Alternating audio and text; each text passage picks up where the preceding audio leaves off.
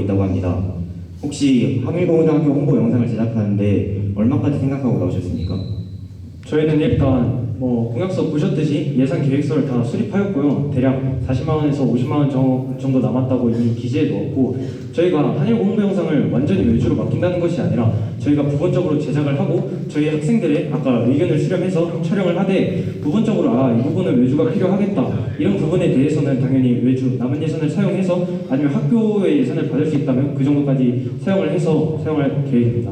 그리고 제가 질문 드리겠습니다. 아까 공약 질문 때 박준호 후보께서 아무 말씀을 안 하셔서 생각이 궁금해서 박준호 후보께서 답변을 해주셨으면 좋겠는데요. 제가 이번 주 월요일 날 이틀 전이죠. 박영철 선생님께 직접 문의드린 바로는 와이파이 관련 문제는 박영철 선생님께서 해결해 주실 수가 없는 문제라고 하셨습니다. 박영철 선생님이 해결해 주실 수 있는 문제가 아닐 뿐더러 교육청에서, 그리고 나중에는 이를 통합하여 전국적으로 관리하기 때문에 저희가 건의를 드리거나 협의를 해도 절대 해결이 될 수 없는 문제라고 박영철 선생님께서 말씀해 주셨는데, 아까 보시면은 실형 검증이 끝나서 아니면 선생님께 다 여쭤봐서 실형 가능성이 검증되었다고 말씀하셨는데, 이 부분에 대해서는 어떻게 생각하시는지 궁금합니다. 우선 저희가 얘기한 와이파이 자동 연결 문제는 YCNET라는 와이파이에 자동으로 연결되는 문제를 이제 자동으로 해결해 주겠다라고 한 것이고요. 이 박상현 후보자가 박영철 선생님께 직접 찾아가서 와이파이 자동 연결 문제를 해결해달라 말씀을 드렸어요. 그래서 현재 YCNET라는 와이파이가 자동 연결되고 있는 상태이고요. 저희는 이미 이 공약을 내고 말씀을 드려서 이미 해결을 했다고 생각해서 이 공약에 대해서는 직접 자세히 설명을 드리지 않았습니다. 그렇다면 제 질문 드리고 싶은데, 그렇게 미리 말씀을 드려서 해결해 주셨다고 했는데, 그러면 말씀 한마디면 해결될 문제를 공약에까지 기재해 놓으실 필요가 있었을까 궁금합니다.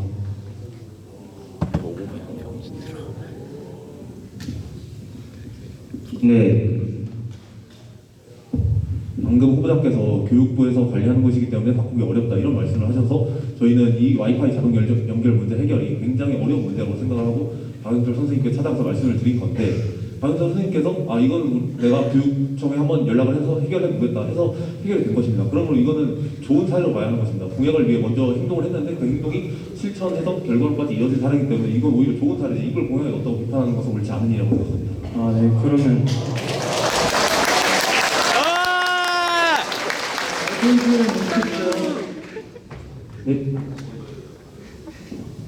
그러면 제 질문 드리고 싶은데, 하십시오. 그러면 공약이 검증되지 않은 채로 공약서에 기재를 해놓았고, 그리고 공약서를 완전히 작성한 후에 검증을 받았다는 말씀이신 건가요? 근데 와이파이 자동 연결 문제 같은 경우에는 저희가 저렇게 써놓긴 했지만 교과서 상으로는 그렇게 안 써져 있고, 여기 보시면 와이파이 관련 이슈라고 써져 있거든요. 거기 괄호치고 자동 연결 문제라고 써져 있고, 그러니까 여기에는 자동 연결 문제를 가장 큰 문제라고 생각해서 놓는데 실제로 그게 큰 문제여서 여기 선관위에서 그렇게 판단 실패된 것 같고요. 실제로는 한 가지 뭐가 있습니다. 이게 와이파이가 교육청에서 설치한 거잖아요. 그러니까 자꾸 공사한다고 날아간단 말이에요.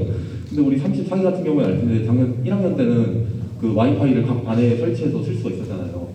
네? 기억나시나요? 혹시 1학년 때? 네! 근데 아직 그 공유기들이 남아있는지 확인해봤더니 남아있고 실제로 작동이 된다는 것까지 전부 확인을 해서 혹시 속도 느리더라도 와이파이가 날아간다면 각 반의 공유기를 다시 설치해서 임시로 사용할 수 있도록 하겠다. 이 공약이 와이파이 관련 이슈의 핵심 공약 중 하나였습니다. 감사합니다.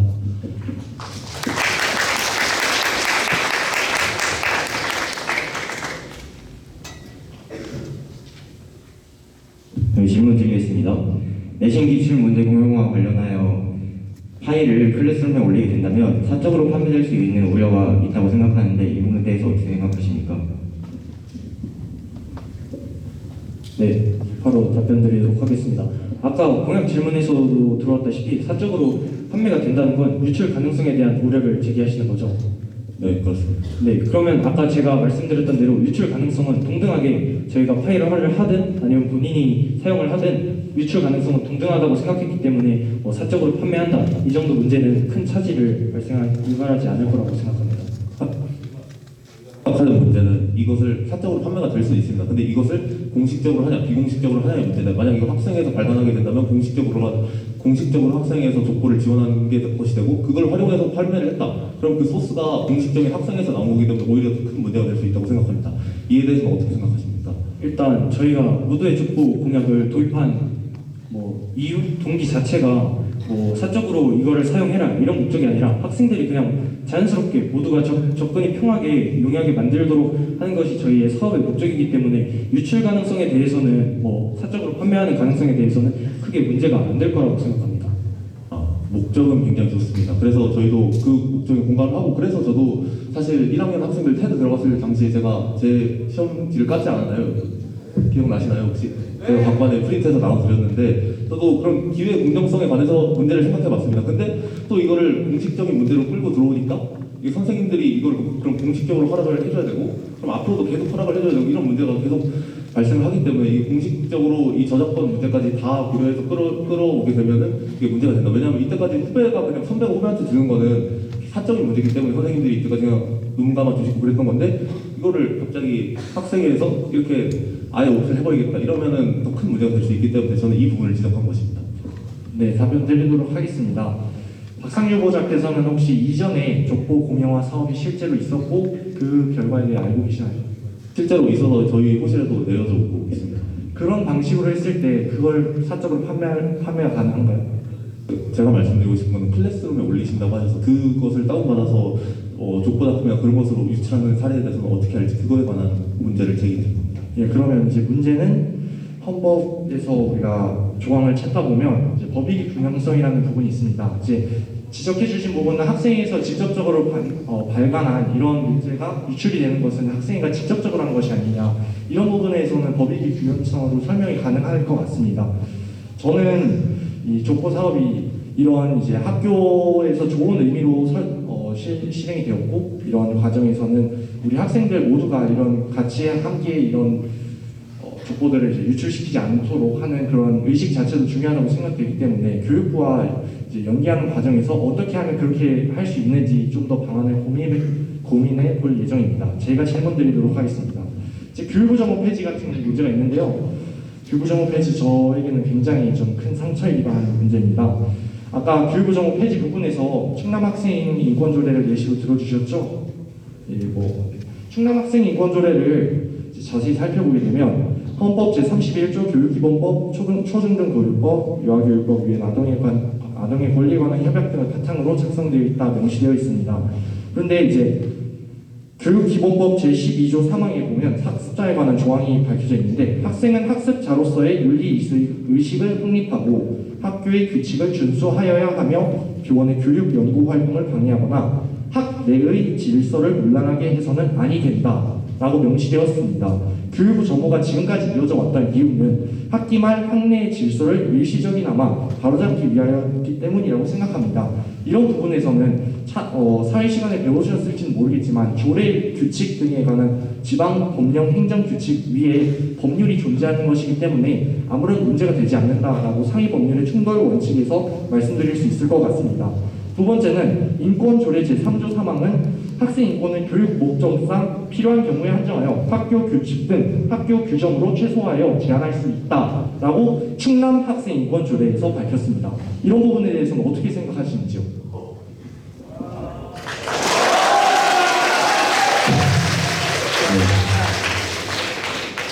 상위법에 관해서 말씀을 해주셨기 때문에 저도 상위법을 가지고 말씀을 드리겠습니다. 대한민국 헌법 제17조 모든 국민은 사생활의 비밀과 자유를 침해받지 아니한다. 이 부분으로 충분히 반박 가능한 것 같습니다. 감사합니다. 같은 상위 헌법이 이제 충돌하게 됐는데요. 헌법 제37조 2항에 의해서는 필요한 경우에 한하여 국민의 기본권을 제한할 수 있다라면서 국민 헌법 과잉 금지의 의무를 밝혀 있습니다. 이 같은 경우에서는 판례들을 보게 되면 이제 과잉 금지의 원칙이 배제된 사항이 거의 없기 때문에 사실 이런 충남 학생 인권 조례에서 헌법까지 이어진 문제가 저희가 정당하게 교육부 정보를 실시할 수 있는 이유라고 할 수 있습니다. 또한 교육청에서의 제재가 들어오지 않는 점을 감안했을 때도 저희 학교에서 충분히 일어날 수 있다고 생각합니다. 저 혹시 그 충남 학생 인권조례 끝까지 다 읽어보셨나요? 다 읽어봤습니다. 네, 그러면 그 중에서 제가 인권 보호소를 의무적으로 설치해야 된다 이 조항 보셨나요? 네, 그 조항에 제가 그 조항을 보고 궁금증이 생겨서 홈페이지에 들어가 확인해 봤는데 실제로 공주에 있는 그 여자 고등학교에서 선도 부원들이 지나가는 학생들의 이제 안전을 위해서 휴대전화 기기를 검사하다가 그것에 의해서 교육청에서 제재를 받은 사례가 나와 있습니다. 그것에 대해서 어떻게 생각하는지 궁금합니다. 관련해서는 법원에 이제 실제 판례를 제가 찾아봤는데 그 판례 번호를 이제 기억이 안 나서 지금 적어놨는데 그 파일이 날아가서 설명드릴 수 없는데 교육청 위에 이제 법원이 교육청도 어쨌든 행정기구로서 법의 지배를 받고 있기 때문에 그 부분에 있어서는 우리 충분히 실시할 수 있으며 그리고 이와 관련해서도 사실 교육부 정보 자체가 식품 안전에 관련된 문제 아니겠습니까? 식품 안전 같은 경우는 어린이 식생활관리보호법에 의해서도 우리가 충분히 실행할 수 있다고 판단이 됩니다.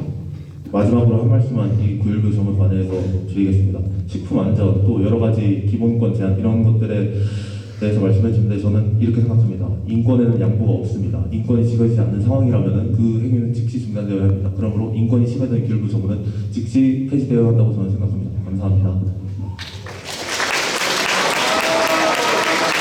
관련해서 질문을 해보도록 하겠습니다. 그럼 어떻게 해서 학생들의 학내 질서를 논란하지 않게 그리고 온건하게 정확하게 잡아낼 수 있는지 교육부 정보를 통해서 혹시 학내 질서가 유지된다고 생각하십니까? 학내 질서를 온전하게 잡는 것은 아무것도 할 수 없는 누가 와도 할 수 없는 일이지만 교육부 정부는 일시적이나마 이제 라면을 시식을 좀 금지할 수 있었고 지금 아마 반론을 이제 더 많이 가져오겠다라고 말씀을 하셨는데 그 기간만이라도 일단 학내 질서를 바로잡는 주기가 필요한 것은 사실이라고 생각합니다. 그런 식으로 잡힌 질서가 대체 무슨 의미가 있겠습니까? 인권을 침해하면서 잡은 질서인데 인권을 침해하면서 잡은 질서라기보다는 조금 더 표현을 다르게 해야 될 부분이라고 생각이 듭니다. 부분에 관해서는 저희가 좀 더 의견 조율이 필요한 부분 같고요. 저희는 이제 다음 질문을 드리도록 하겠습니다.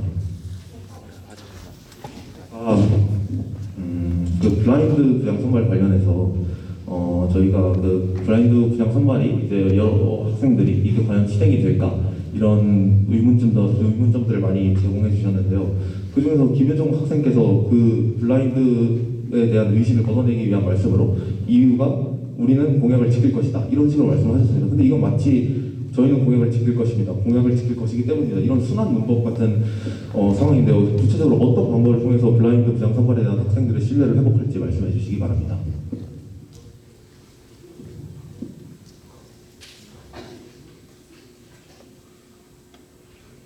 일단은 저희가 사업을 진행하면서 블라인드 제도를 사용하겠다고 했는데 아까 기본 방식으로는 일단 학년장이 익명성이 보장된 방식으로 받아서 저희에게 전달하면 저희도 당연히 투명하게 순출을 할 것입니다. 그리고 이를 공지할 것이고요. 그리고 혹시 뒤에 질문 다시 언급해 주실 수 있나요? 어떤 질문 말씀하시는 거예요? 그 맨 마지막에 했던 질문. 어떤 방법으로 그 학생들에게 신뢰도를 회복할지 블라인드 부양 선발을 어떻게 우리 학생들은 이렇게 생각합니다. 너희가 말만 그렇게 하고 실제로는 이제 다 성격 뽑고 친한 애들 뽑으면 어떡할 거냐 이런 의심들을 어떻게 걷어내실지 그거에 관한 질문을 드렸습니다. 일단 저희가 선발을 완전히 하지 않은 상태이고 아예 선발을 하지 않은 상태이기 때문에 저희가 뭐 성캠 애들을 완전히 다 뽑겠다 이런 식의 추측이 완전히 비논리적인 추측이라고 생각이 되고요. 더 이상의 우려나 의견 제시는 언급하지 않아주셨으면 좋겠습니다. 근데 이것은 학생들이 충분히 가지고 있는 우려이기 때문에 이 자리에서 검증되어야 한다고 생각합니다. 저희 같은 경우에는 결과의 공정성 확보를 위해서 성캠을 처음부터 배제하고 모든 면접과 선발 과정을 투명하게 클래스룸에 공지하겠다. 지원서조차도 전부 공개하고 또 점수도 이제 저희가 각 영역에 따라 매긴 기준에 따라서 전부 공개해서 여러분들에 대한 의심을 조금씩 시키겠다 이렇게 말씀을 드렸는데 후보자의 블라인드 부장 선발 공약에서는 어떤 부분들이 이런 투명성과 결과의 공정성을 보장해 줄지 궁금합니다. 일단 첫 번째, 학년장에게 익명의 자신의 지원서를 제시한다. 이 부분에서부터 이제 저희는 아예 성캠이든 성캠이 아니든 2학년 학생 그리고 차장을 뽑을 때는 1학년 학생에 대한 이제 모든 조건들을 다 배제시켰다고 판단을 합니다. 이제 공약서를 보다 보면 저희도 공약서를 이제 명시할 거고 학년 게시판에 게시할 예정입니다. 그러나 저희는 조금 더 의구심이 가는 게 면접을 진행하신다면 어쨌든 블라인드라는 그 느낌과는 다르게 진행되는데 그거는 이제 아무리 학생들이 보고 판단을 한다 하여도 어쩔 수 없이 이제 그 블라인드가 깨지는 건데 어떻게 설명을 해주실지. 그러니까 말씀해주신 대로 완전 블라인드는 아니지만 그 투명성을 저희는 충분히 확보했다고 생각합니다. 그 이유는 그 면접 촬영 과정을 전부 찍어서 공개를 하고 그리고 이거 그냥 우리가 대충 보니까 얘는 이런 느낌 이런 게 마음에 들어서 얘를 뽑겠다 이런 게 아니라 각 영역의 평가 기준을 명확하게 공개한 다음에 그거에 따라서 점수를 매기는 것이기 때문에 점수 영역에 따른 점수도 세부적으로 전부 공개할 것입니다. 그러므로 그것은 충분히 투명성 확보가 되고요. 또 지원서 글 쓴 거 하나만 보고 사람을 뽑겠다 이것은 오히려 더 큰 문제를 발생시킬 수 있는 것이라고 생각합니다. 일단 사람을 보고 대화를 해야 그 사람에 대한 진짜 이 사람이 진짜 열정을 가지고 말하는 것인지 이런 것들에 대한 평가가 가능한 것이지 이 글만 보고 하겠다 이러면은 글 잘 쓰는 사람이 제일 능력 있는 사람이다 이런 말이 되기 때문에 저는 어쩔 수 없이 면접 과정은 포함시켜야 된다라고 해서 이 공약을 설계하게 되었습니다. 감사합니다. 네, 저희가 질문드리겠습니다. 그러면 면접 과정에서 투명성이 보장되지 않는 것은 박상현 후보자님의 블라인드 제도도 마찬가지인데 이에 대해서는 어떻게 생각하시는지 궁금합니다. 투명성이 보장됩니다. 제가 언제 투명성이 보장되지 않는다고 하였는지 모르겠는데 이게 전부 면접을 촬영하고 그 기준까지 공개하기 때문에 솔직히 내가 실제로 한번 시행을 했다고 생각을 해봅시다. 면접을 이렇게 4명에서 찍었어요. 근데 이제 박준우 후보자가 제일 말을 잘하고 제가 박상을 개판을 했는데 이제 여기 학생 회장이 여기에 저에게 더 이제 열정이나 성실성 이런 데서 점수를 더 줘서 평가 기준이 그렇게 나온 거예요. 그러면은 여러분은 당연히 이게 딱 봐도 얘가 잘했는데 평가 기준이 점수가 왜 이렇게 나오냐 이런 의문을 가질 수 있겠죠. 이런 과정에서 저는 공정성과 투명성이 확보된다고 말씀을 드린 것입니다. 네, 답변 감사합니다. 네, 투명성을 확실하게 보장할 수 있는 방안을 설명해 주셨고 저희도 만약에 블라인드 선발 제도를 진행하게 된다면 박상현 후보자의 의견을 적극 반영하여 진행하도록 하겠습니다. 저희가 다음 질문 드리도록 하겠습니다. 박상현 후보의 공약에는 선거 캠프에 소속된 학생들은 학생의 부장에 지원할 자격을 박탈당한다는 내용이 있는데 저는 이것이 맞지 않다고 생각합니다. 어떤 후보의 선거 캠프를 한다는 것은 그 후보를 지지한다는 말입니다. 그리고 당연히 학생회장단 후보도 자신을 지지할 수 있는 충분한 능력이 있는 사람을 선택했을 것이고요. 그러니 그렇게 지지하는 만큼 자신이 지지하는 후보가 이끄는 학생의 아래에서 일하고 싶은 마음을 가지고 있을 것입니다. 그런데 어떤 후보를 선거 캠프의 일환으로서 지지했을 때 그 후보가 운영하는 학생의 일원으로서 일하는 자격을 박탈당한다니 이는 당치 않다고 생각합니다. 물론 선거 캠프에 참여한 경우 무조건적으로 학생의 부장에 합격시킨 것은 매우 잘못된 행동입니다. 하지만 그것을 막기 위해 아예 선거 캠프를 학생이 지원하지 못하게 하는 것은 마치 해충을 잡기 위해 밭 전체를 태우는 것과 같은 옳지 않은 조치라고 생각합니다. 그러니 소위 말하는 인맥 문제는 저희 단에서는 학생의 선발 과정을 더욱 투명하게 하여 해결하는 것이 바람직하다고 생각하는데 이에 대해서는 어떻게 생각하시는지 궁금합니다. 제가 아까부터 블라인드 부장 선발관에서 가장 강조드리는 것은 결과의 공정성입니다. 만약에 투명하게 했습니다. 다 기회도 평등하게 줬습니다. 근데 결과적으로 그 자리에 다 성캠이 앉아있다고 생각을 해봅시다. 그럼 그게 공정한 것입니까? 아닙니다. 그 과정에서 막 이제 아무리 투명하게 했고 과정을 투명하게 공개했어도 결과적으로 뭐 다 학생 회장이 원하는 사람이 이것저것 기준을 바꿔가면서 앉혀졌습니다. 그러면은 그것은 더 이상 공정한 선발이 아닙니다. 근데 그래서 저도 솔직히 여기 제 선거를 도와준 하민이, 민규, 서진이 그리고 개연이 그리고 마지막으로 권창이 그런 모든 친구들에게 정말 고마운 마음을 가지고 있습니다. 그런데 제가 처음 이 친구들에게 성캠을 부탁할 때 말한 것이 부장 자리는 절대 줄 수가 없다. 왜냐 그렇게 하지 않으면 유권자들은 우리를 믿지 않을 것이기 때문이다. 이렇게 부탁을 하면서 이 성캠 자리를 맡아달라고 한 것입니다. 그럼에도 이 친구들은 흔쾌히 이걸 들어주었고 저를 위해서 일주일간 자신의 자습 시간과 그 공부 시간을 반납하면서 저를 도와주었습니다. 그래서 저는 이것이 말씀해주신 대로 저희 성캠들의 그런 자격을 그 기회를 오히려 박탈하는 것이 될 수 있다고 생각하지만 이렇게 하지 않으면 더 이상 여러분의 신뢰를 받을 수 없다고 생각했기 때문에 이런 구입지책을 쓸 수밖에 없었습니다. 그래서 그 부분은 저희도 정말 저희 성캠에게 미안하게 생각하고 있습니다. 네, 이상 마치겠습니다. 네, 박수 치셔도 되는데 뭐 어쨌든 진행하도록 하겠습니다. 저희가 생각하기에는 저희 선거 캠프에 이제 구성된 인원들도 그렇고 박상현 후보자 선거 캠프의 구성원들도 전부 이제 열심히 노력을 했습니다. 근데 저희 생각으로는 선거 캠프에 있는 학생들이 굉장히 능력이 우수하고 학생에 대한 열정도 뛰어나고 이런 학생의 일을 하는 데 있어서 꼭 필요하다면 학생의 선거 캠프여도 학생이 충분히 할 수 있는 그러한 자질을 갖추지는 않았나 싶습니다. 혹시 그렇다면 후보자께서는 선거 캠프가 전부 나중에 결과가 부장 자리에 앉히는 걸로 나왔을 때 전혀 문제가 없다는 입장이신 겁니까? 죄송합니다. 한 번만 더 말씀. 만약에 후보자께서는 지금 선거 캠프가 모두 열정 있고 능력 있는 학생들이라고 하셨습니다. 맞는 말씀입니다. 하지만 그래서 만약에 후보자께서도 마음의 빚이 있을 거 아닙니까? 선거 캠프에게 항상 도와주고 매일 자주 참여했는데 예, 어느 정도는 있죠. 그렇지만 이제 저희가 블라인드라는 게 이제 아예 이름을 지고 하다 보니 그런 부분에서 최대한 배제하고 저희도 저희 스스로 최대한 중립 공정성을 지키기 위해 노력한다는 것이었습니다. 단도직입적으로 물어보겠습니다. 혹시 성악 캠프에게 부장 자리 약속하셨습니까? 약속한 적 없습니다. 네, 정말 약속한 적 없다고 장담할 수 있습니까? 없습니다. 아니, 제가 애초에 처음 저도 이제 선거 캠프를 이제 구성하는 과정에서 너희들이 부장이 절대 확신할 수 없고 부장을 뽑을 의향도 없다. 너희들이 열심히 해서 1번 후보자 발언 시간 20분 남았습니다. 그냥 열심히 해서 지원서를 제대로 작성하면 그때 뽑을 것이지 그 외의 모든 것은 너희 2학년 학생 모두가 이제 공정을 거부해야 된다라고 공지했었습니다. 그렇다면 혹시 그럼 그 선거 캠프에게 어떤 부서의 부장 자리를 지원할지 의향을 물어본 사실이 있습니까? 부장 자리의 의향을 물어보진 않았습니다. 왜냐하면 이제 부장 자리가 어떤 느낌인지는 다 알고 있었고 그런 문제에 있어서는 좀 굳이 물어보진 않았습니다. 어떤 느낌인지 이미 알고 있었기 때문에 내정된 그런 느낌은 있었다 이런 것으로 받아들여도 되겠습니까? 그것보다는 좀 너무 과대 해석을 하는 것이 아닌가 싶습니다.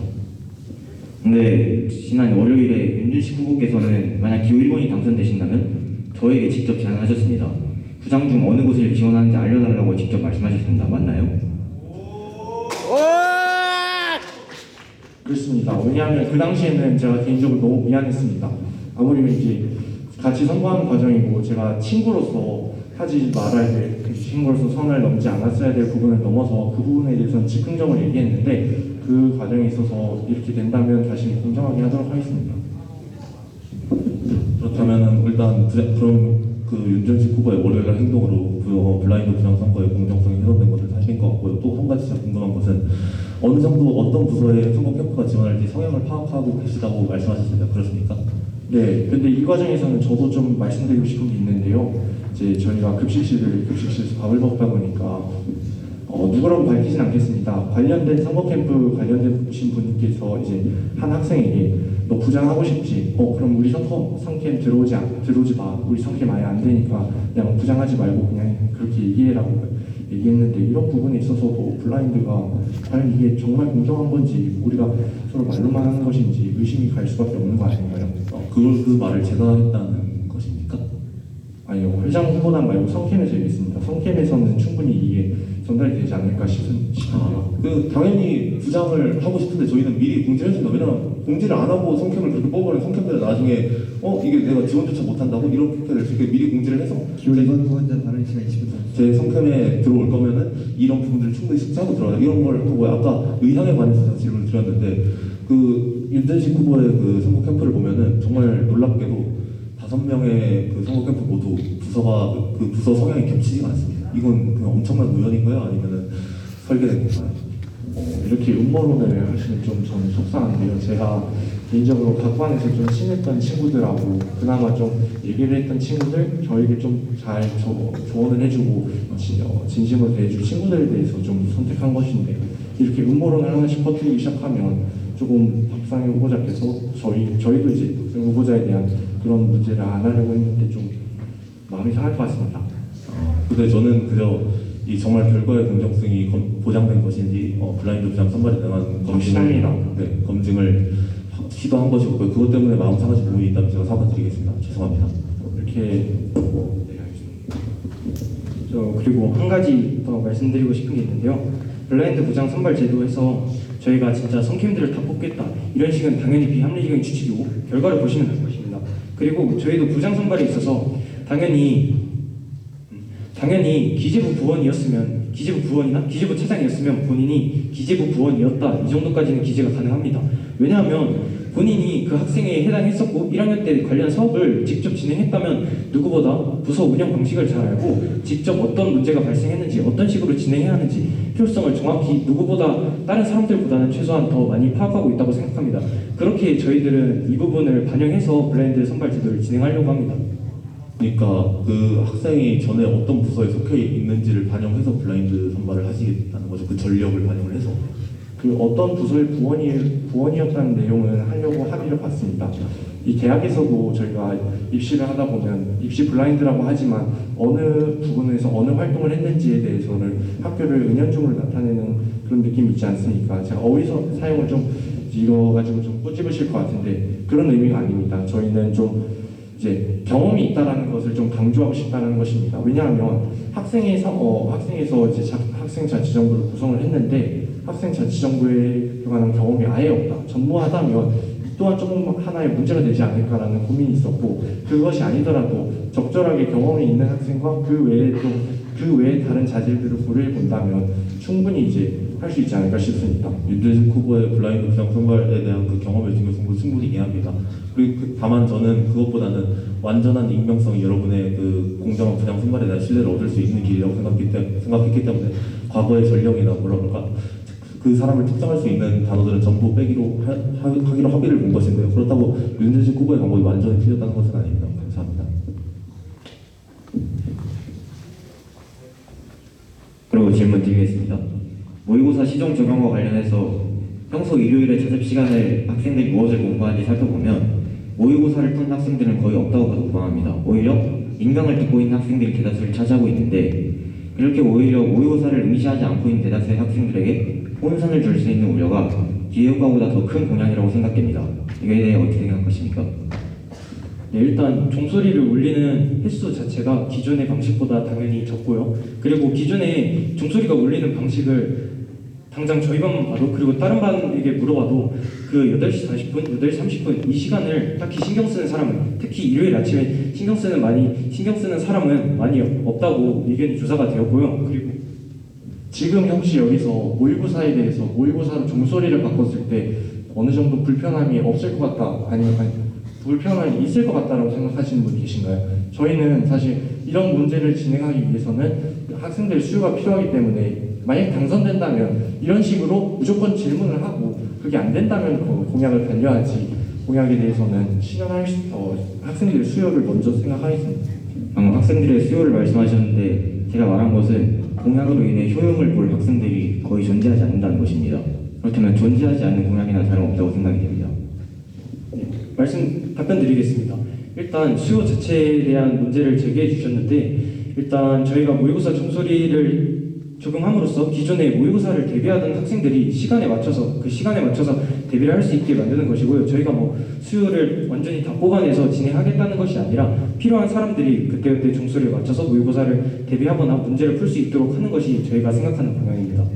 또한 저희는 이제 3학년 선배들에 대한 일부 이제 수요 조사를 통해서 3학년 같은 경우는 이제 정시로서 수시든 정시든 수능을 이제 준비해야 될 기간이 얼마 남지 않은 상황에서 이런 식으로 하는 것이 어떠냐라고 이제 질문을 한번 진행했었고요. 이런 부분에서는 3학년이 있어서 3학년도 우리 학교의 학생이기 때문에 그런 이점을 가질 수 있다고 생각합니다. 3학년이 그런 수요가 있다면 만약 나중에 공약을 시행하게 되시면 또 학년별로 의견을 따로 받아서 종은 얼마든지 더 조정할 수 있으니까 이거 종소리 3학년만 해준다거나 그런 식으로 실제 효용이 있는 방향으로 이끌어 나가면 좋겠다는 게 저희 의견입니다. 감사합니다. 예, 저희도 충분히 그런 입장을 가지고 있습니다. 감사합니다. 질문 드리겠습니다. 온라인 청원 게시판, 패들렛을 이용한 온라인 청원 게시판에 관련해서 질문 드리고 싶은데요. 좋아요 30개 이상일 시에 의무적으로 답변한다고 명시되어 있는데 30개의 기준은 무엇인가요?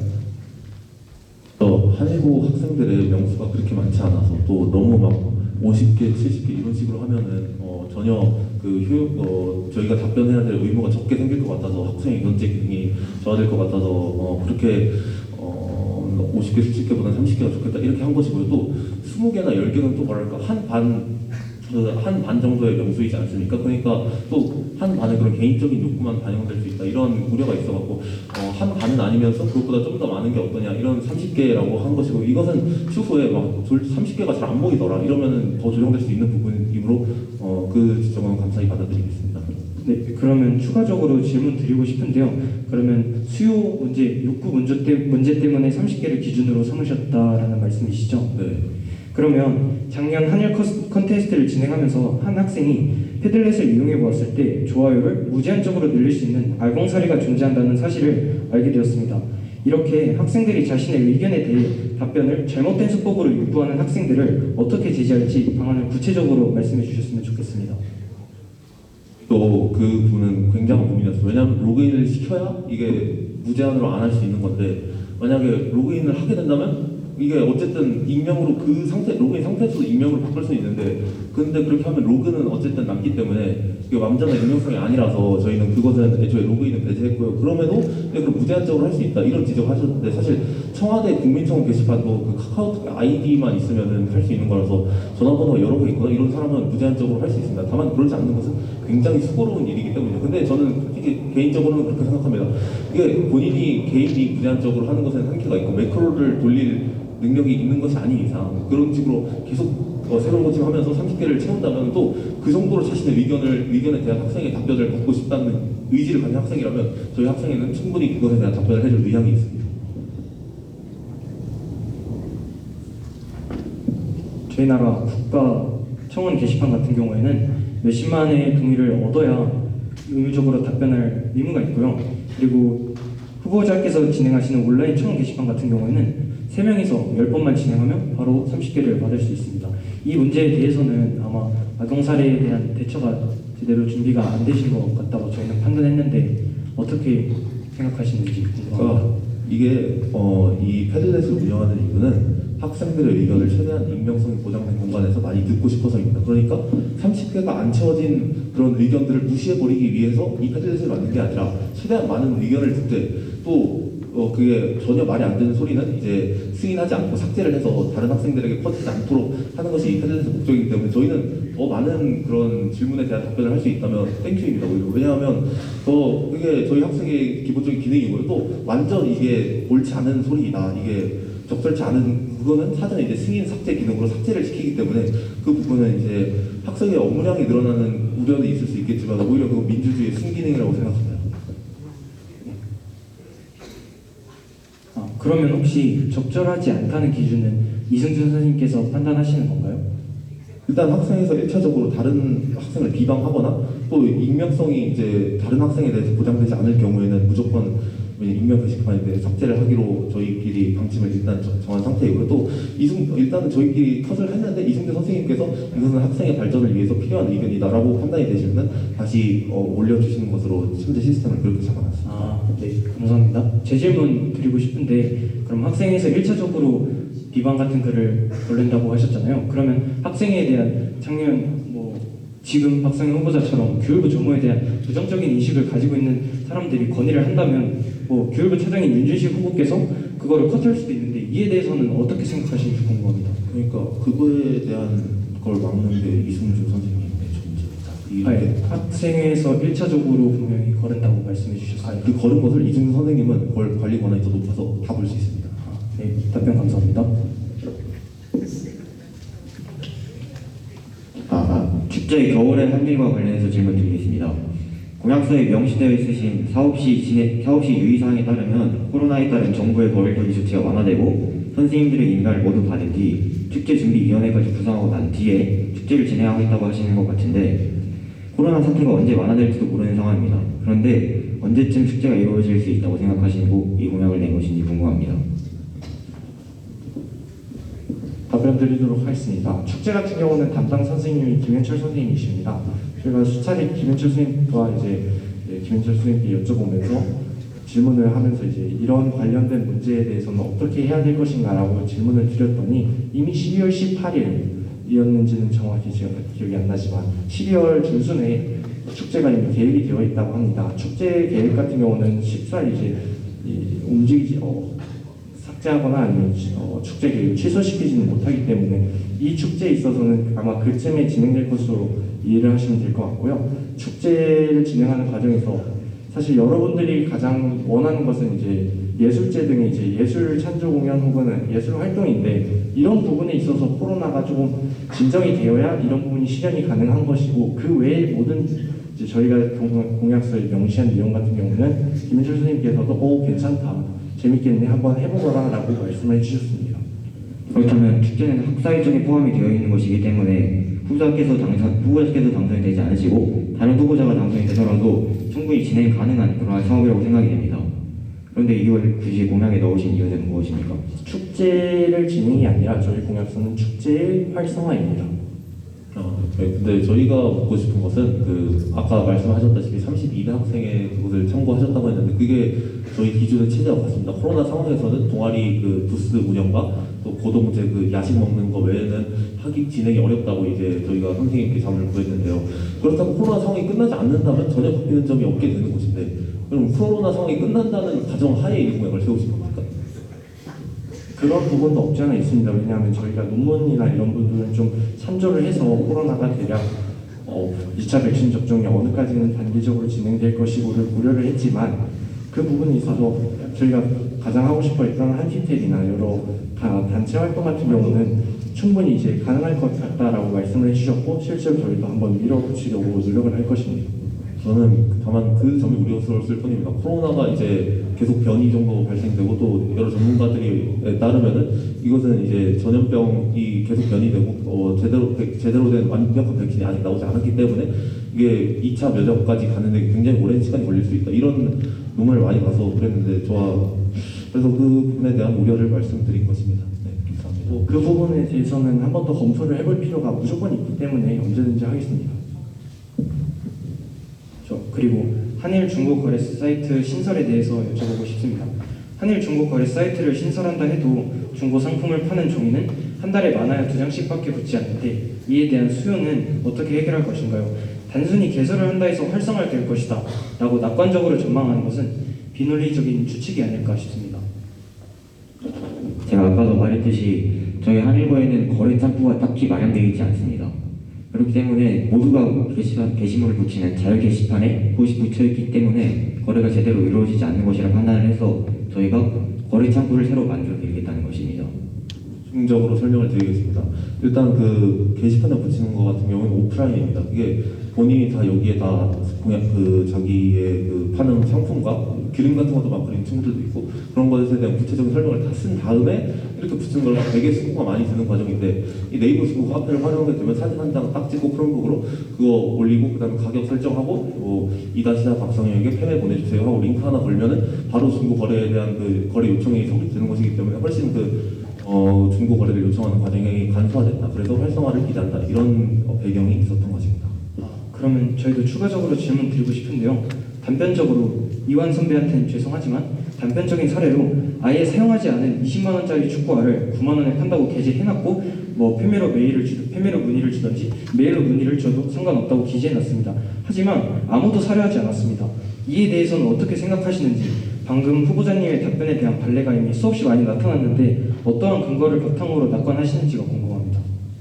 그것은 축구화이기 때문에 이미 축구화를 갖고 있는 학생들을 다시 살 필요가 없었고 또 그게 그러니까 20만 원이 하는 큰 금액이기 때문에 학생들이 그거를 또 이미 찬일고 축구를 하는 고등학교 아닙니까? 그러니까 축구를 하는 학생들이 이미 다 축구화가 구비되어 있는 상태이기 때문에 그거를 또 살 학생은 적었을 것입니다. 그래서 저는 20만 원이랑 부담이 큰 금액과 그 축구화라는 그 품목의 특수성 때문에 그렇게 된 것이라고 생각을 하고요. 저희가 이 중고 거래 사이트를 신설하는데 가장 중점을 둔 것은 바로 인강 교재입니다.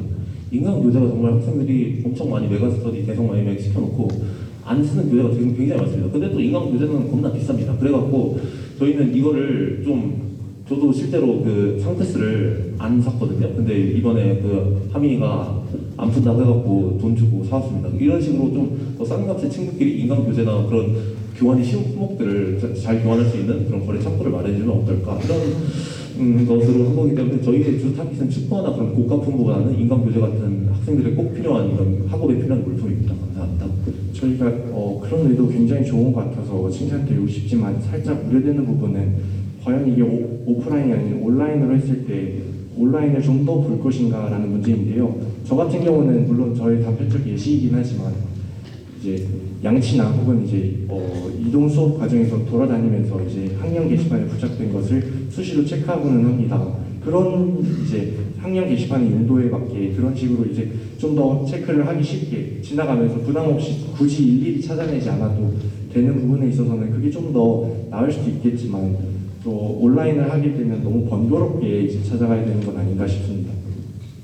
이 온라인 거래 사이트를 신설한 이유는 게시판이 그런 식으로 모든 사람이 다 이 400여 명이 되는 사람들이 다 붙이기는 포화 상태에 이르기 때문에 그 게시판이 효용이 크지 않다. 물론 지나다니면서 볼 수 있으면 좋긴 하겠죠. 근데 그 많은 거래를 다 처리할 수 없을 뿐더러 더 중요한 공지들이 가려지는 경향이 있는 것 같아서 저희는 그렇게 한 것이고요. 또 이게 중고거래 사이트에서 가장 중요한 것은 규모의 경제입니다. 이게 사람들이 일단 이용하는 사람이 많아야 이걸 할 수 있는 건데 게시판은 그걸 이용할 수 있는 사람이 한정되어 있습니다. 그래서 온라인이라는 가상의 공간을 활용해서 모든 사람들이 자신의 품을 올리고 그래야 또 나중에 검색을 했을 때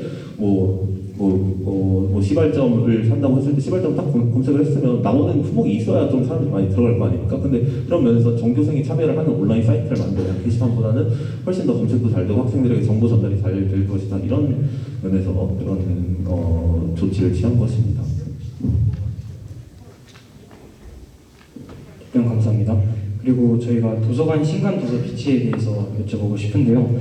공약서에 보시면 학생들이 원하는 도서 목록을 구글 설문을 통해 도서관 선생님께 제출하면 학기 말까지 비치를 한다고 하셨는데 학기 말에 비치를 해둔다면 읽고 싶은 책을 도서관을 통해 읽으려면 학기 말까지 기다려야 되나요? 책이 몇십만 원 하는 상품이 아닌데 본인이 사지 않을까 싶습니다. 그게 저희가 그렇게 한 이유가 뭐냐면 저기 도서관 관리자가 박기훈 선생님이신데 박기훈 선생님이 이미 이번 그 달 도서를 사셨더라고요. 그래갖고 저희가 그거는 이미 예산이 이번 달 건 썼다 해갖고 이제 학기 말에 다시 예산이 나오니까 그때 하겠다 이런 현실적인 문제를 이제 박기훈 선생님과 협의하면서 나타난 것이기 때문에 그러니까 저희가 목표한 건 그것이었습니다. 이제 학생들이 가장 도서에 관한 관심이 많을 때는 생기부에 도서 목록을 적을 때 아니겠습니까? 그러니까 그때 필요한 책이 좀 도서관에 있게 하자 이런 목적으로 한 것이고요. 또 평소에 책을 읽고 싶은 친구들에게 학기 말까지 기다려야 한다는 것은 저희도 굉장히 미안하게 생각합니다. 하지만 이것은 박기훈 선생님과의 현실적 문제이기 때문에 저희도 어쩔 수 없는 부분입니다.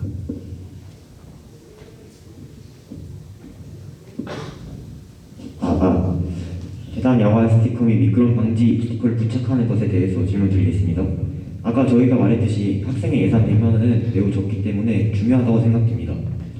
그런데 스티커를 설치할 곳들은 이미 가로등이 설치되어 있어 밝은 빛이 있어 어두운 밤에도 잘 보이거나 혹은 지붕이 존재해서 빗물로 미끄러질 위험이 현저히 적은 것들이 대부분이라고 생각이 됩니다. 그런데 이렇게 필요성이 적어 보이는 사업에 41만 원을 투자하여서 거의 학생 예산의 절반을 날려버리신 하니 너무 투자 대비 효용이 떨어진다고 생각을 합니다. 이에 대해 어떻게 생각하십니까? 답변을 드려도 될까요? 이제 어쨌든 그 가로등을 설치한 이후에도 저희가 수시로 체크를 했는데 저희 학교를 돌아다니면서 가장 어두웠던 부분들을 선정한 것이 일단 먼저 답변을 드리고 싶습니다. 그리고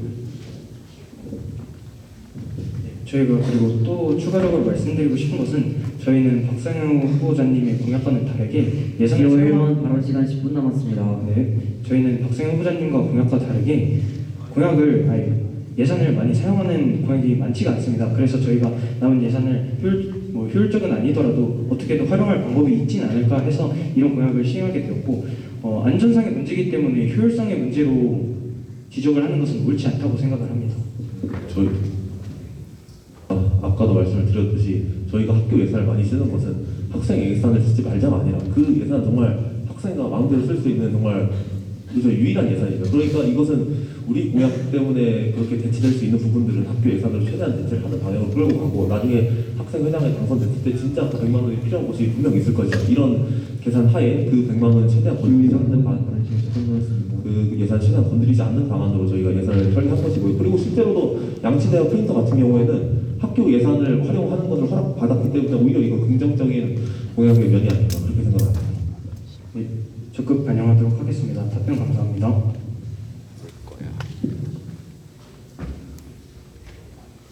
저희 다시 축제에 대해서 질문드리도록 하겠습니다. 후보님 공약을 보면 동아리학술제와 e스포츠 대회 그리고 한일 노동제, 한티태 이 네 가지를 잘 조합하셔서 축제를 잘 구성하셨습니다.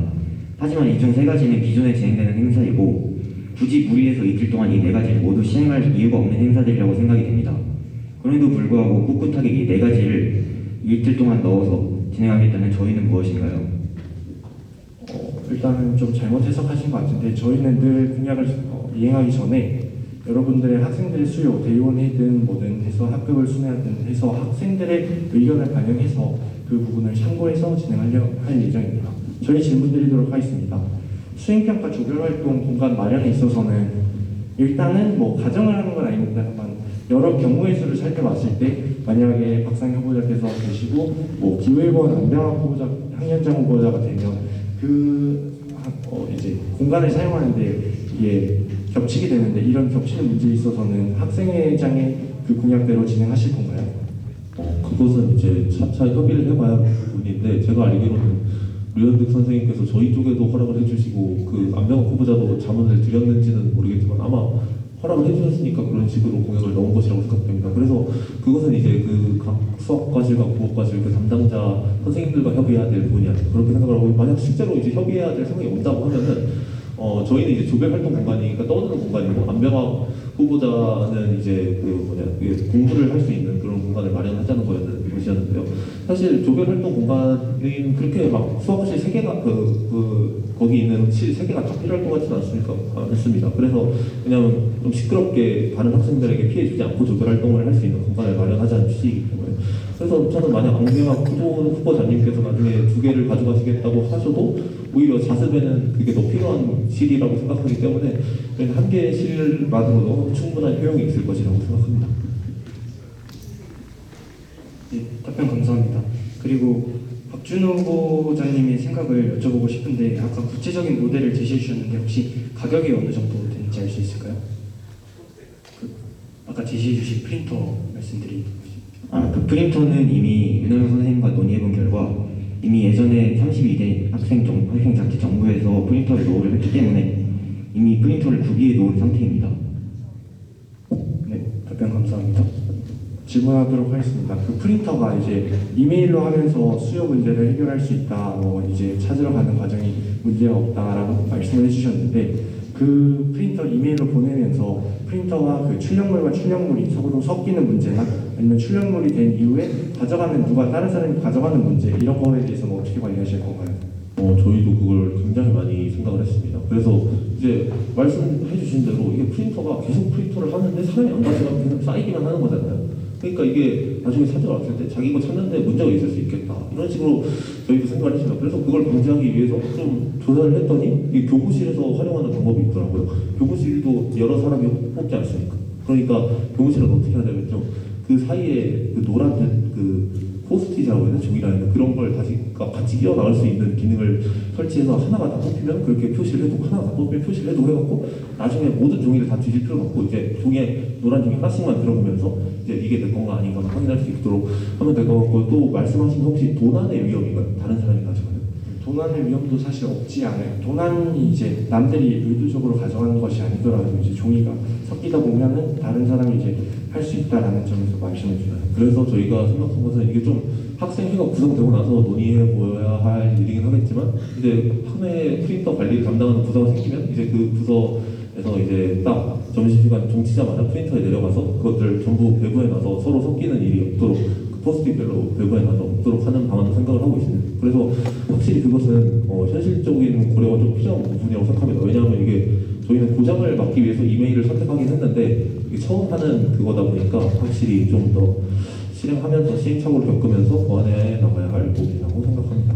그리고 이게 이메일로 보내다 보면은 학생들이 구분별하다고 하지는 못하지만 이제 굉장히 많은 양의 이제 프린트를 할 수 있게 됩니다. 그렇게 되면 학생들이 한 장을 프린트하고 싶은 학생이 이제 여러 장 미리 프린트 이메일로 전송된 이전에 그런 프린트들을 출력하느라 한 장을 이메일을 보냈음에도 출력이 되지 못해서 제때 사용하지 못하는 그런 문제는 어떻게 하실 건가요? 아까도 말씀했다시피 이 이메일 프린터의 장점이 뭐냐 하면은 뭐 이제 고장이 안 난다 이런 장점도 있겠지만 또 하나는 미리 보내놓기만 하면 알아서 뽑아준다. 그러니까 만약에 그런 게 걱정되시는 학생은 그냥 수업 시간에 보내놓으시면 됩니다. 이제 쉬는 시간이나 그런 때에 잠깐 오전 시간에 보내놓으시면 이제 점심 시간에 딱 가면은 그 긴 수업 시간 동안에 다 뽑지 못할 일 없잖아요, 그 프린터가. 그러니까 좀 시간이 걸리더라도 그 시간 동안에 뽑아 놓을 거기 때문에 내가 점심 시간에 바로 수령을 하고 싶다. 그러면 점심 시간에 보내지 마시고 그 이전에 미리 보내놓으시면 뽑혀 있을 것이라고 예상합니다.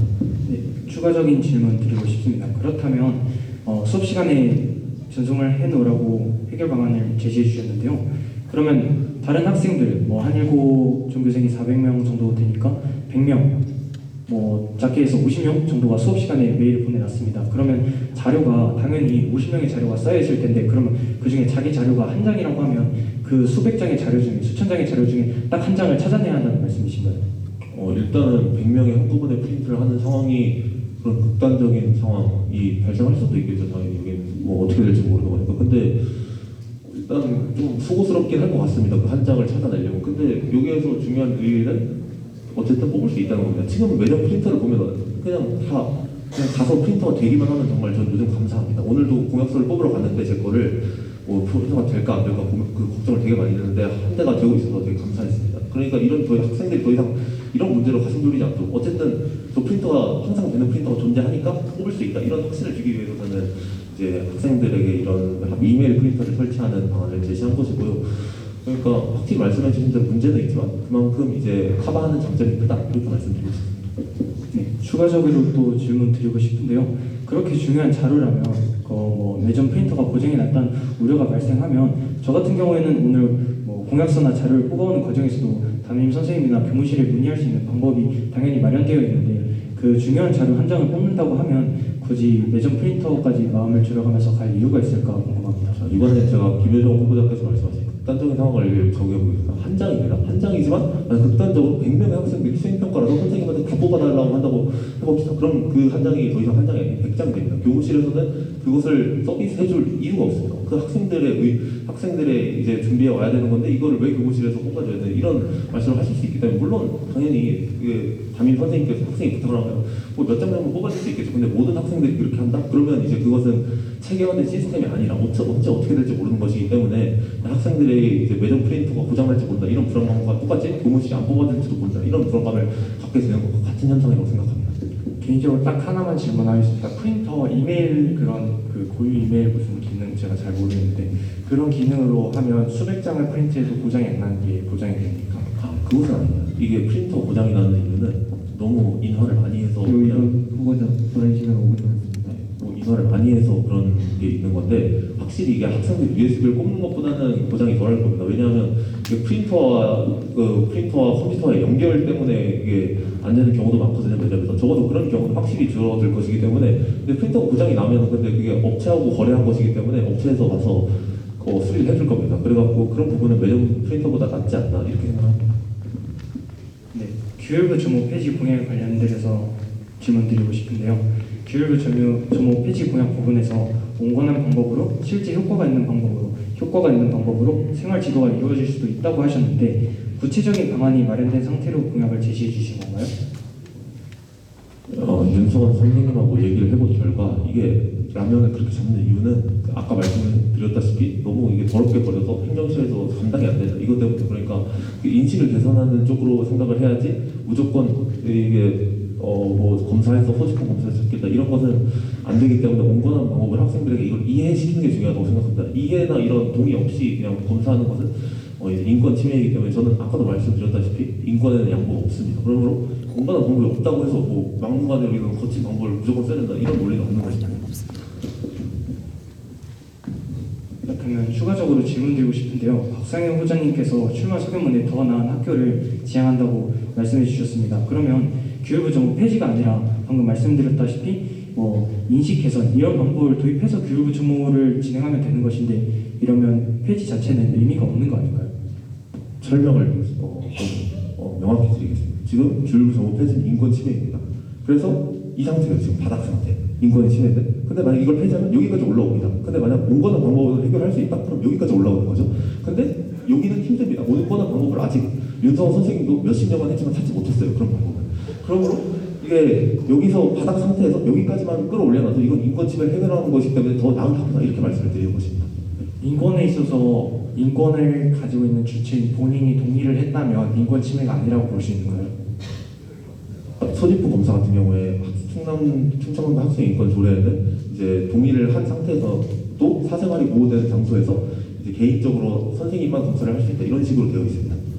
근데 사실 여러분이 인지하지 못한 점이라고 할까요? 저희 학교의 맹점이기도 한 부분인데요. 여러분이 입학하기 전에 입학 최종 오리엔테이션에서는 기숙사에 관한 활동에 대해서 모든 활동을 이제 동의한다는 동의서를 여러분이 제출을 했습니다. 학교에서는 그런 것을 바탕으로 이제 인권에 대해서는 이미 합의된 부분이 아닌가라는 생각을 가지고 실시를 했던 것 같고요. 말씀하시겠나요? 그러니까 학교가 무슨 일을 해도 우리는 합의를 하고 들어온 게이기 때문에 막을 방법이 없다 이런 말씀을 하시는 것입니까? 그런 너무 이제 편안하게 해석하신 것 같은데 어쨌든 우리도 동의한 부분이 있다라는 점이 그러니까 학생들이 그 당시에 교육부 정보의 존재를 명확히 인지하지 못하지 않았습니까? 그 점에 대해서는 좀 생각을 못했습니다.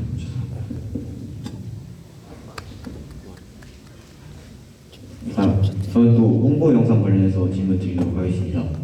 그 홍보 영상을 찍는다고 하셨는데 홍보 영상을 제작해서 어떻게 활용하실 예정인지 궁금합니다. 그러니까 어느 플랫폼에 올리실 예정인지 혹은 누구에게 보여주실 예정인지 궁금합니다.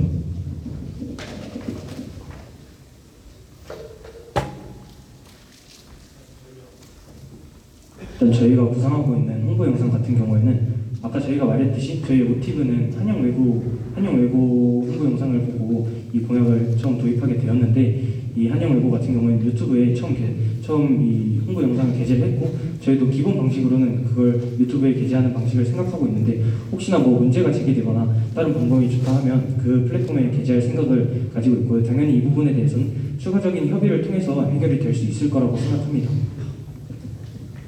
공약과 관련해 공약서에 대한 질문을 해보도록 하겠습니다. 박상희 후보자, 박준 후보자의 공약서를 보면 굉장히 이제 공적인 문서임에도 불구하고 약간 예시를 들자면 교육, 이제 블라인드 뭐 부장 선발 이런 관련 부분에서 성캠에게 니들은 부장 못함, 발언 시간 5분 남았습니다. 예, 니들은 부장 못함, 뭐 아니면 이외에 이런 좀 저희가 생각하기에는 조금 적절치 않은 표현들이 사용됐다 하는데 혹시 의도한 바가 있으십니까?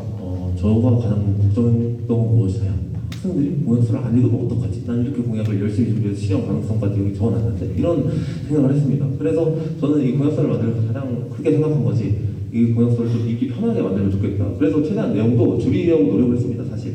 그래서 한 10몇 페이지만 나온 건데요. 그러면서 좀 길긴 하지만 그래서 딱 도입 목적, 시행 방안, 기대 효과 이것만 설명하고 그러니까 학생들이 이 공약을 이해하는 거에 초점을 맞췄지 너무 많은 세부 사항을 적어놔서 학생들이 이거에 대해서 이건 더 이상 읽기 싫다, 비문학 지문을 읽는 것 같다 이런 느낌을 안 가지도록 저희가 조치를 한 것이 이 공약서의 결과입니다. 그래서 오히려 저는 솔직히 딱딱하게 부장 선거권은 부장을 시키지 않는 것을 뭐 원칙으로 한다 이런 식으로 쓰는 것보다 니들은 부장 못하면 약속받았다 이게 학생들이 훨씬 더 직관적으로 이해되고 읽기 재밌지 않았을까 이렇게 생각돼요. 그리고 또 윤중식 후보 소견문도 되게 재밌게 봤습니다. 남민 선생님의 영혼 없는 대답 저 이거 보고 되게 읽고 싶은 마음이 팍팍 들었는데 이런 부분들도 뭐 서로 활용한 것이니까 좋은 일 아닐까 이렇게 생각을 합니다.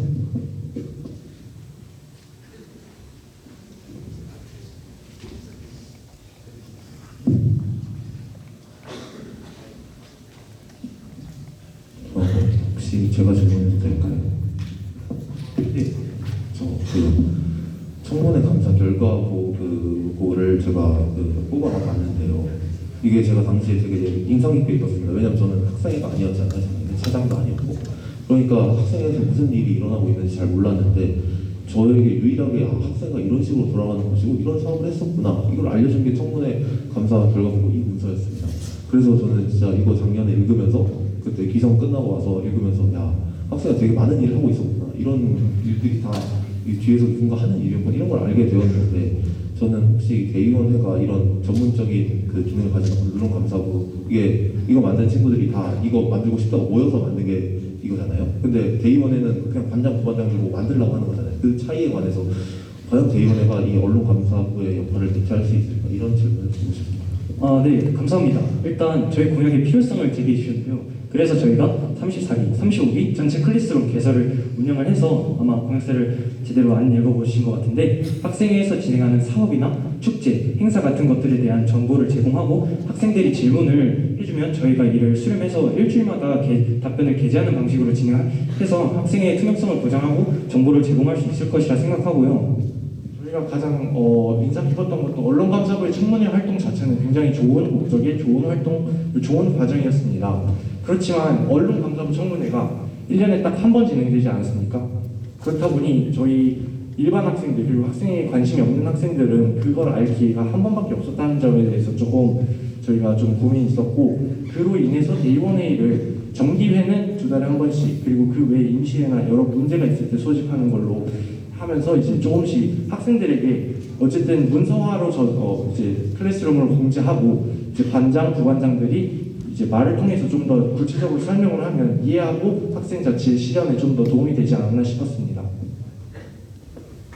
기존의 언론 감독은 학생 자치의 성과를 알아보고 변제하고픈 친구들이 모여서 청문회 질문을 준비하고 그에 따른 답변을 기록해 학생 자치의 잘잘못을 따지는 기관인데 많은 수의 학생들이 구글 클래스룸 설문을 통해서 학생회를 견제하게 된다면 전문성도 현저히 떨어지고 참여도도 낮을 것으로 예측이 됩니다. 이에 대해 어떻게 생각하십니까?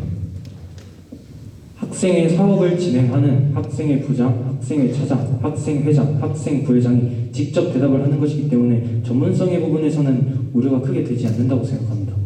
감사합니다. 저희가 말씀드리고 싶은 거는 이거는 하고 싶은 친구들이 모여서 질문을 이게 분석해서 만든 거잖아요. 맨날 밤마다 학생회실 가서 만들고 질문. 되게 그 친구들이 수고를 했다고 생각을 하는데 이거 같은 경우에는 그냥 사실 질문이 안 올라오면 대답을 안 해도 그만이 되는 상황이 되는 거잖아요. 무조건 요거는 이 만큼의 결과는 나올 수밖에 없는 시스템인데 그거에 관해서 어떻게 생각하는지. 그런 부분에 대해서 만약에 우려가 제기되거나 한계가 제기된다면 저희가 사업을 진행하고 사업을 진행한 마지막에 사업 계획서에 대해서 사업이 어떻게 진행됐는지 공개하는 문서를 작성하는 것도 좋은 방안이 될 수 있을 것 같습니다. 감사합니다. 그렇게 된다면은 학생의 견제가 임기 만약 당선되시면 임기 중에 이루어지지 않는 것 아닌가요? 그 마지막에만 발표하겠다 해보고 이러시면. 일단은 대의원회가 기본적으로 되고 그 이외의 이후 활동은 추가적으로 저희가 사업을 계획하는 방향에서 설정할 수 있습니다. 또한 이제 대의원회의 과정에서도 대의원회의 사무처 저와 이제 부회장이 이제 대의원회의 과정을 모두는 아니시라도 핵심 내용과 이제 필요한 이제 언행 같은 것들을 기록할 예정입니다. 이런 것들도 학생의 클래스룸에 이제 게재를 하게 된다면 조금 더 이해가 좀 되고 이에 대해서 전문적인 게 필요하다면 클래스룸을 활용하는 것도 나쁘지 않다고 생각합니다.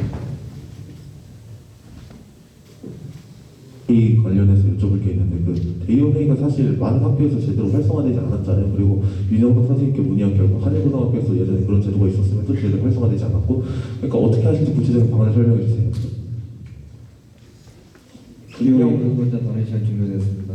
분명 공약서에 두 달에 한 번씩 이제 정기회를 진행하며 그 정기회에서는 사업에 관한 전반적인 내용에 대한 질의 혹은 이제 그거에 대한 안내를 실시하고 그거 혹은 이제 학생회에서 진행하려고 하는 사업에 대한 결의안 작성, 결의안 기준 동의 같은 그런 절차를 진행합니다.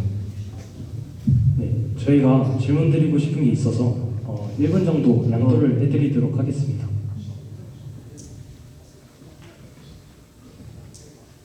네, 질문 드리도록 하겠습니다. 교실동 양치대에 관련해서 질문을 드리고 싶은데요.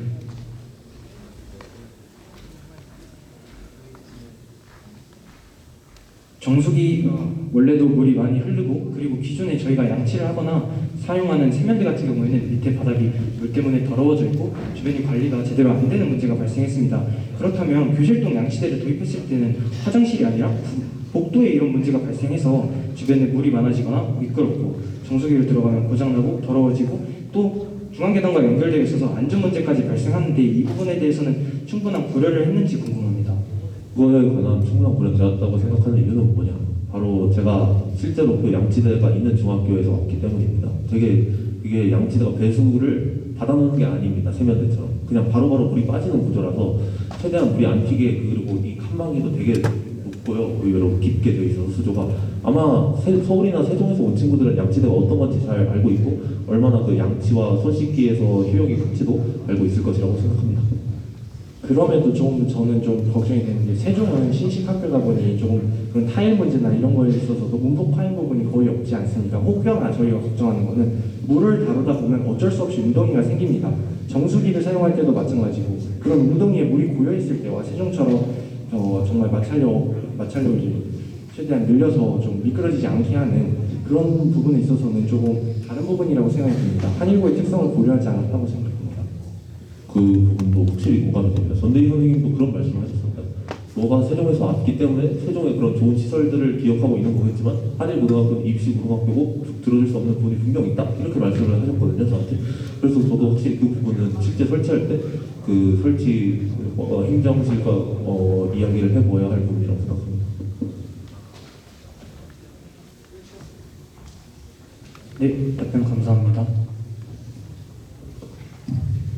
각부가 지금 남은 시간 10초 정도 남았는데 어떻게 하실 건가요?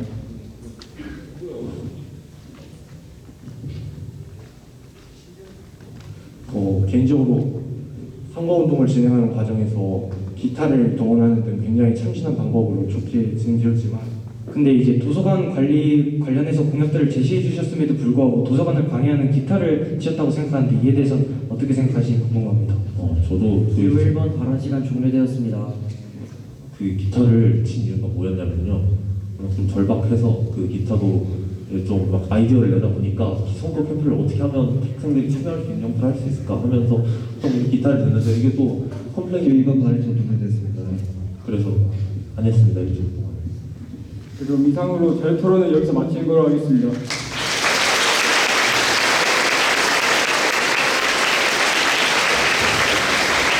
마지막 순서는 청중 질문으로 넘어가겠습니다. 네, 다시 한번 청중 질문에 대해서 안내하자면은 일단 여러분들께서 질문을 하시면은 후보자가 답변할 수 있는 시간은 총 1분 30초이고요. 질문 앞에 불필요한 언사는 금지합니다. 그다음에 한 번에 여러 질문 항이